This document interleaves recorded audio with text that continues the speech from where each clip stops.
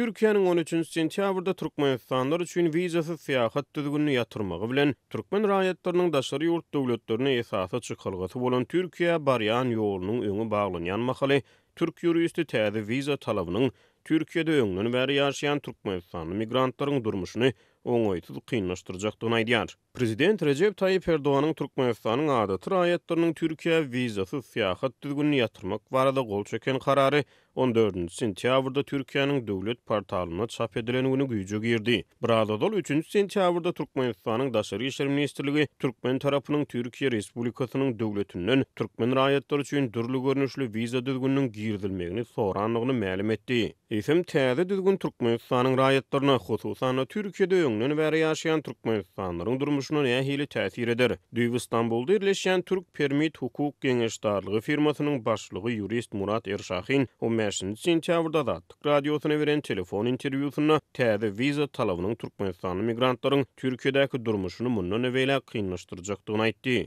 Şimdi şöyle bir durum var. Türkiye'de ikamet izni, çalışma izni olan kişiler oldu ki herhangi bir nedenden dolayı inni şeýle bir ýagdaý bar. Türkiýede ýaşaýyş urusady, iş urusady bar bolan adamlar aýdaly haýsyr bir ýagdaý sebäpli wiza düzgünleri bilen bagly, ýaşaýyş urusady bilen bagly düzgün bolma taýlayan ýagdaýlary sedewar bolup bilýärdiler. Olar şeýle ýagdaýdan nähili çykarga tapýardylar. Türkiýanyň kanunçylygyna laýyklykda 3 ay içenli gaçkak ýagdaýda Türkiýede ýaşan adamlar pul jerimesini töleýärdiler we Türkiýeden çykyp derrew ýerine gaýdyp gelýärdiler. Şondan soňra olaryň gaýtadan ýaşaýyş urusadyna ýüz tutmagy haklar bolýardy. Inni bu hak Türkmenistanyň raýatlaryna ýok. Näme üçin?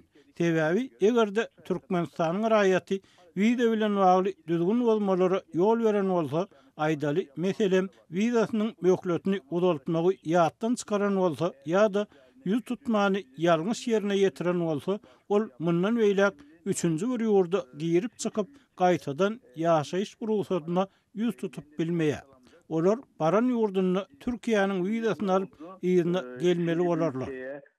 Giriş çıkış yaparak yeniden ikamet alamayacak. Gideceği ülkeden vize alıp tekrar geri gelmesi lazım. Deyip Türk Ýurist Azatlyk radiosuna gurrun berdi. Türkiýanyň migrasiýa darasynyň 1 sentýabrda täzelen soňky sanlaryna görä häzir kwota 230 000-dan gowrak Türkmenistanly kanuny ýaşaýyş ruhsady bilen Türkiýede ýaşaýar. Resmi däl çeşmeler Türkiýede bir kanuny ýaşaýan Türkmenistanlaryň sanynyň 100 000-den geçýändigini çaklaýarlar. Türkmenistanyň soňky ençe ýyl bäri dowam edýän ykdysady krizis, giň ýaýran işsizlik köp sanly Türkmenistanlyny iş eklen çöldegine daşary ýurtlary hususan Türkiýe çykmagy iterdi. Türkmenler mundan öňe 30 gün möhlet bilen Türkiýe wizasyz girip soňra şol ýerde iş tapyp uzak möhletli ýaşap bilýärdiler. Türk ýuristiniň sözlerine görä Türkmenistan raýatlary Türkiýede kanuny esasy ýaşaýan döwrüne ýaşaýyş ruhsady bilen bagly päsgelçilikler bilen ýüzbeýiz bolan halatyna Türkiýanyň wizasyz seýahat düzgüni olara çykalgy hödürleýärdi. Ýöne Türkiýanyň girden wiza talaby bilen Türkmenistanly migrantlar şeýle mümkinçiliklerden mahrum edildi. Biz biliyoruz ki mesela Türkiye'deki şartlardan dolayı birçok insan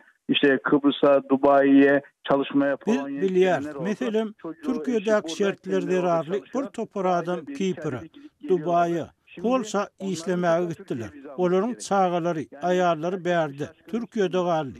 Öýleri aňyrda işleýär. Mundan öňe olar aýda bir gezek ýa-da 2 aýda bir gezek Türkiýe gelip gidip bilýärdiler. Innolar Türkiýe seýahat etmek üçin wiza almaly bolarlar. Soňky täzelikler aslynda hemmeleri tank etdi. Şimdi onların tekrar Türkiye'ye vize alması gerekecek.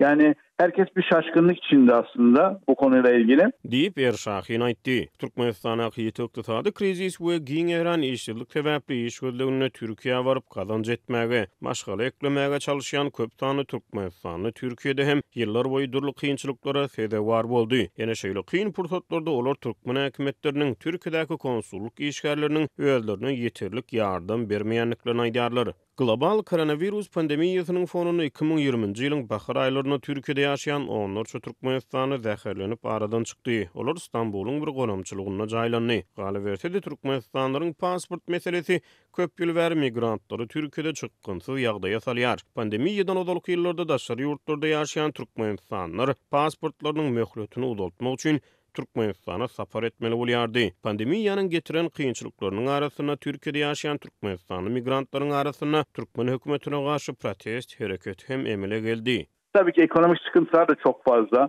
Özellikle bu pandemi zamanında burada uçakların Elbette, ağır iqtisadi kynçylyklar hem bar. Hususan pandemiýa döwründe usar gatnawlarynyň ýatyrylmagyndan soň bilişimi diýali bir ýerde onlarça Türkmenistanly, belki de yüzlerce Türkmenistanly aradan çykdy. Uçar gatnawlar bolmagan soň olar bärde. Howsarsızlar gonamçylygyna jaýlandy. Ýa-ni ýakynyna şoňa meňdeş ýene bir ýagdaý bilen ýüzüňiz bolduk. Beýlek tarapdan bir ýerde sırkawlap soňky demini öýüne berjek diýen adamlar bar. Köp adam şeýle diýip bizi ýüz tutdy. Biz konsulhana bilen ara gatnaşyga geçip olara kömek etmäge synaşdyk. Diýjek bolýanda adam wiza düzgünniň ýatyrylmagy bilen bagly bir topar sebäp bolanlar. Birçok insan geldi bize, konsoloslukta onlara iletişime geçirdik, onlara yardımcı olmaya çalıştık ama demek istediğim birçok sebep bunun için vardır. Diýip Türkiýeli migrasiýa hünärmeni aýtdy. Türkiýe Türkmenistanlar üçin wizasyz syýahat düzgünni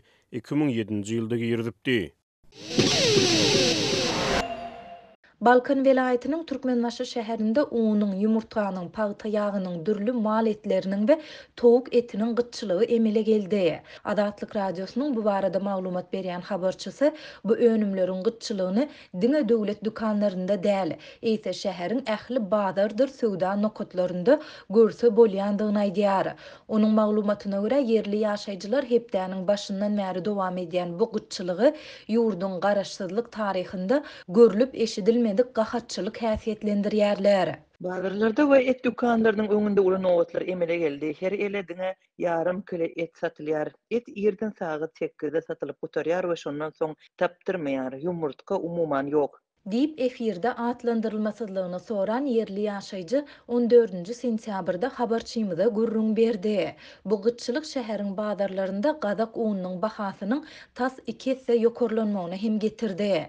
Häzirki wagtda gazak unynyň bir haltasy ýagny 50 kilogramy 1500 manada gymmatlady. Mundan öň onuň bahasy 700-800 manat aralygynda üýtgeýärdi. Habarçymyzyň maglumatyna görä söwda resmileri nowatda duran adamlary köşeşdirmek üçin hepdäniň ahyrına çenli azyk önümleriniň ählisiniň gytçylygynyň aradan aýryljakdygyny wada berýärler. Çörek we ýağ gytçylygynyň tiýdi wagtda çödört, ýumurtga we et önümleri hep dahyryna ýa-da birinji güne gelip geçer. Haşgabatdan gelýän towuk etiniň gümrük barlygy we karantin sebäpli sanitariýa barlyk işleriniň möhleti 4-nji gün tamamlanar we şondan soňra paýlanar. Diýip habarçy şäheriň bir söwda resmiýetiniň aýdan sözlerini titirledi. Onuň sözlerine görä söwda resmiýetleri duýdansyz dören gytçylygyň sebäplerini açaçan düşündirmeýärler. Ýöne yerli ýaşaýjylar munyň sebäplerini sentýabr aýynyň başynda şäheriň awada syýahatçylyk zolawynda dynjalyş mögsüminiň tamamlanmagy bilen ilteşdirýärler. Syýahatçylaryň sebäpden gidip başlamagy bilen şähere üns adaldy we azyk doly ketildi. Balkan vilayeti owukyjylyk sebäti bolmanlygy sebäpli azyk meselesinde beýleki vilayetlere garaşly bolmagynda galýar. Diýip ýaşaýjy aýtdy. Türkmenistanda dowam edýän ykdysady kynçylyklaryň arasynda ýurdun döwlet dükanlarynda bu önümleriň gytçylygy eýen bir näçe ýyl bäri dowam edýär. Hususan da soňky aýlarda häkimetler ilatyň un we ýağ paýlaryny öz wagtynda paýlap bilmeýärler. Döwlet dükanlarynda çörek gytçylygy hem dowam edýär. Habarçymyz bu önümleriň gytçylygynyň bazarlarda we hususy eýçilikdäki söwda nokatlarynda hem döremeginiň ykdysady kynçylyk ve işsizlik derarlı ozol hem gurpdan düşen köp maşgala goşmaça zarba urýandygyny aýdýar. Şäher raýatları 27 sentýabrda bellenenjek garaşsyzlyk günüň öňü tyrasyny azyk haritlarynyň bolçulugynyň we ardançylygynyň bolmagyna garaşýardy. Ýöne bu umidler puja çykdy. Diýip başga bir ýaşaýjy anonimlik şertinde aýtdy. Bellesek türkmen häkimetleri ýurtda bellenilýän uly bayramçylyklaryň ýa-da möhüm çäreleriň öňü syrasynda adatça bazarlarda emeli azyk bolçulugyny we ardançylygyny döredýärler. Ýöne bu emeli azyk bolçulugy we ardançylygy bir näçe gün dowam edýär we bayramçylygyň ideýany aradan aýrylýar. Bu aralykda habarçymyz garaşsyzlyk bayramynyň goloýlamagy bilen hepdäniň başyndan bäri bankomatlara bir näme köp nalt pulun salınıp başlanandygyny hem habar berýär. Şol bir wagtda ol şäherde temmäki önümleriniň bahasynyň gymmatlap başlandygyny hem aýdýar. Ol muňa yerli salgyt we kanun goraýjy edaralaryň işgärleriniň temmäki önümleriniň söwdasyny edýän telekeçilere karşı reýtleri geçirmeginiň sebäp bolandygyny belleýär. Bu reýtlerde Russiýadan bir kanun getirilendigi aýdylýan temmäki önümleriniň üstü açyldy diýip ýagdaýdan habarly çeşmämiz aýtdy. Adatlyk baýdylanlar barada yerli salgyt we söwda edaralaryndan goşmaça maglumat ýa kommentariýa alyp bilmedi. Türkmenistan şu ýyl garaşdyrlygynyň 31 ýyllygyny öz ýakyn taryhyndaky 3-nji lideriň ýolbaşçylygynda bayram edýär. Bu sene ilkinji gezek täze prezident Serdar Berdimuhammedowyň ýolbaşçylygynda bellenler. Bu ýyl häkimetler tarapyndan aýratyn ähmiýet berilýändigi aýdylýan garaşsyzlyk bayramy ýurtda ykdysady krizisiň, işsizligiň, adyk gytçylygynyň we gymmatçylygynyň dowam edýän wagtynda bellenilýär. Liwap vilayatynyň etraplarynda hojalyk tehnikasy ýetmezçilik edýär könelşen ulaglaryň bejerilmegi üçin mümkinçilik ýok wagtynda sanynyň çykan tehnika işe yaramaýar. Wagty ýygymyna gawat gelen bu ulag ýetmezçiliginde traktorlar guruluşyk ýüklerini daşamak üçin transport hökmünde hem ulanylýar. Liwapdaky habarçymyzyň sözlerine görä Türkmenistana demir ýol arkaly gelýän guruluşyk üçin agyr ferişdeler Türkmenabadyň wagzalyndan başga ýerlere ýük daşaýan tehnika şol sanda owu hojalyk ulaglary bilen daşalýar. Hotosan 6-njy we 8-nji awgust aralygynda Türkmenabada Özbegistanyň otly bilen baran platformalar Mary vilayatyna traktorlara ýüklenip alınıp gidilipdir. Bu wagtda owu hojalyk tehnikasy ekin meýdanlarynda ýetmezçilik edýär. Halas Karabekabul, Çärjüw, Däne we Boýnodyn etraplarynyň ýaşaýjylary bilen söhbetdeş bolan habarçymyzyň sözlerine görä, şol ýerlerde traktorlaryň ýetmezçiligi ýeti duýulýar. Halaşda we Garabekowulda ulaglar san taýdan az, Çärjewde tehnika könelşip sanan çykýar. Dänewiň we Boýnodynyň tehnik üçin garajlaryna traktorlar sökülip ýatyr. Ekin meýdanyna traktor bozulsa, onuň awat çaýlary başgasyna oturdylýar. Dip habarçymyz aýdýar. Yerli kärendeçileriň sözlerine görä daýhan birleşikleriniň edaralary tarapyndan kärendeçilere şu wagtynda traktorlar üçin tekerler berilýär.